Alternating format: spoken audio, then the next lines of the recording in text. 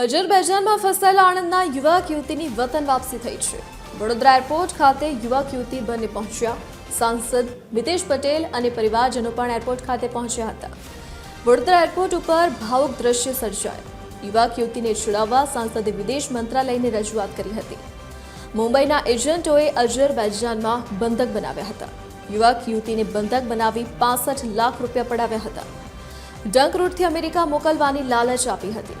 યુવક યુવતીની ઘર વાપસી થતા પરિવારે આભાર માન્યો।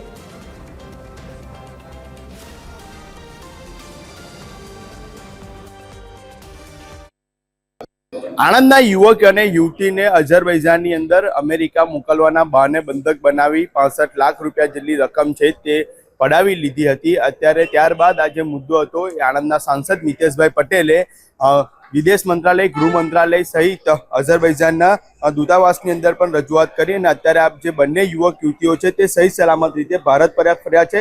જેની અંદર અત્યારે વડોદરા એરપોર્ટ ખાતે અત્યારે બંને યુવક અને યુવતી છે તે અત્યારે અહીંયા આવી પહોંચ્યા છે।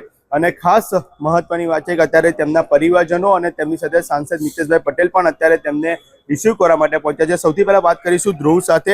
ધ્રુવ, ક્યાં જવા નીકળ્યા હતા, શું બનાવ બન્યો, શું ચાખી સમગ્ર ઘટના?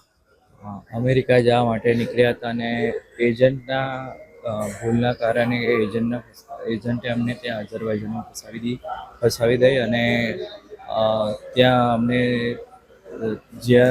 જેને બંધક બનાવ્યા હતા એ અમારા ફેમિલીને વિડીયો મોકલી પૈસા માંગણી કરી અને અમારા ફેમિલીને બી હેરાન કરતા હતા અને અમને બી ત્યાં માર મારતો વિડીયો ને એ બધા ઘરે મોકલી પૈસા। ધ્રુવ, અઝરબૈજાનમાં ખરેખર તમારી પાસે શું બન્યું હતું? કેટલા દિવસ સુધી તમને બંધક બનાવ્યા હતા?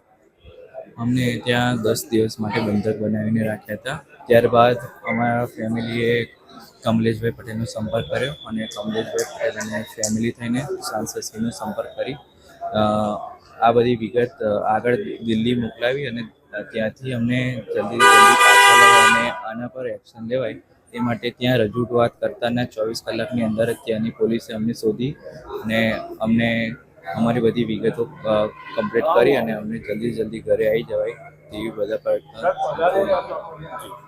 સાંસદ મિતેશભાઈ પટેલ છે। સાહેબ, શું કહેશો?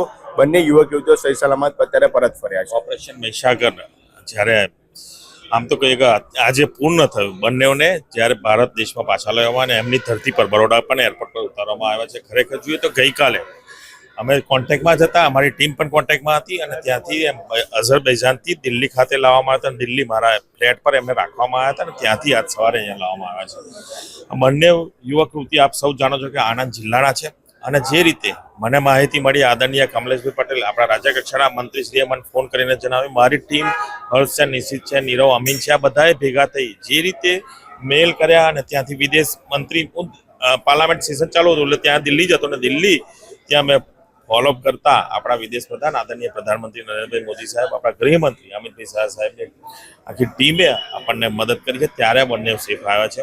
ખરેખર જોઈએ તો અત્યારે ઓપરેશન મહીસાગર સફળ રીતે પૂર્ણ થયું છે। સૌનો આભાર પણ માનું છું, આપણી ગુજરાત સરકારનો પણ આભાર માનું છું। પરંતુ આ બંને દ્વારા હું એક મેસેજ પણ આપવા માંગીશ કે જે રીતે યુવક યુવતી અત્યારે ફોરેન જવાની લાલસામાં ગમે તે રીતે પોતાના પેરેન્ટ્સના પણ પૈસા બગાડીને આ રીતે 65-70 લાખ રૂપિયા કોઈ નાની અમથી રકમ નથી અને આ જ પૈસા તમે અહીં આગળ ભારત દેશમાં કદાચ તમે જો રીતે ધંધો કરો, આદરણીય પ્રધાનમંત્રી સ્ટાર્ટઅપ યોજના હેઠળ પણ ઘણી બધી યોજનાઓ દ્વારા પણ તમારા ધંધામાં મદદરૂપ થાય છે। તો આપ સૌ આવા નાના મોટા ટ્રાવેલ એજન્ટના એમાં હાથમાં ફસાશો નહીં, અહીંયા ધંધો કરો, દેશને વિકસિત બનાવો એવી સૌને પ્રાર્થના। ધ્રુવના પિતા પણ આપણી સાથે જોડાયા છે। આપણો દીકરો અત્યારે સહી સલામત અત્યારે પહોંચ્યો છે, શું કહેશો સમગ્ર? સાહેબનો ખૂબ ખૂબ આભાર, પ્રકાશભાઈ સાહેબનો ખૂબ ખૂબ આભાર કે એમને લીધે જ અમારા છોકરાને પરત આવ્યા છે। કેવી લાગણી અત્યારે અનુભવાય? લાગણી તો આભાર બોલી ના શકીએ એટલે એવું છે, એમનું કામ જ એવું છે। તો જે પ્રમાણે કહી શકાય છે કે આણંદના જે યુવક અને યુવતી હતા ધ્રુવ અને દીપિકા, બંને અત્યારે સહી સલામત રીતે અત્યારે વડોદરા એરપોર્ટ ખાતે અત્યારે પરત ફર્યા છે। સતત અપડેટ માટે TV13 સાથે જોડાયેલા રહેજો। કેમેરામેન સાથે હું છું મનન નિંગુ, TV13 આણંદ।